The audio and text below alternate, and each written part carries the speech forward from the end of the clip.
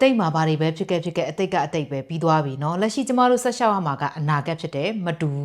ပြီးခဲ့တာတွေကိုအားလုံးထားခဲ့ပြီးတော့ဒီနေ့ဒီချိန်ကစပြီးကိုဖြစ်ချင်တဲ့ပုံစံအသစ်အတိုင်းစိတ်ကြိုက်ပြန်လဲတည်ဆောက်ခွင့်ရှိပါတယ်အဲ့ဒီအတိတ်မှာဖြစ်ခဲ့တာတွေကြုံခဲ့တာတွေကကိုယ်ကိုတတ်မှတ်တာမဟုတ်ဘူးအခုလက်ရှိကိုလုံမဲ့လုံရက်တွေရတာကိုယ့်ရဲ့အနာဂတ်ကိုတတ်မှတ်တာဖြစ်တယ်ပေါ့နော်ကိုယ့်ရဲ့အနာဂတ်ကိုဖန်တီးပေးတာဖြစ်တယ်ဆိုတော့အေးတို့အတိတ်မှာဖြစ်ခဲ့တာတွေကကိုမထိန်ချုံနိုင်လို့ပဲဖြစ်ဒါမှမဟုတ်တွေ့ကြုံမရှိသေးလို့ဖြစ်ခဲ့တာတွေလည်းဖြစ်နိုင်တာပဲဟုတ်တယ်မလားဒါပေမဲ့အခုချိန်မှာကမတူတော့ဘူးလေဘာတွေကိုတွေးပြီးတော့ကြောက်နေမှလဲပြောချင်တာကအနာဂတ်မှာဘာကိုရွေးချယ်မလဲဆိုတာကိုယ့်ရဲ့လက်ထဲမှာပဲရှိရပေါ့နော်ဒါကြောင့်မားခဲ့တာတွေအတွက်ကိုအပြစ်မတင်ပါနဲ့အဲ့ဒီအချိန်တုန်းကကိုတီးတဲ့အတိညာနဲ့ကိုအကောင်းဆုံးတုံ့ပြန်ခဲ့တယ်လို့ပဲတွေးပြီးတော့ဖြေလိုက်ပါဒါကြောင့်အတိတ်ကရတဲ့သင်ခန်းစာတွေကဒီခုအနာဂတ်မှာကိုယ့်ရဲ့လက်နက်ပဲဒါတွေကိုသင်ခန်းစာယူရမယ်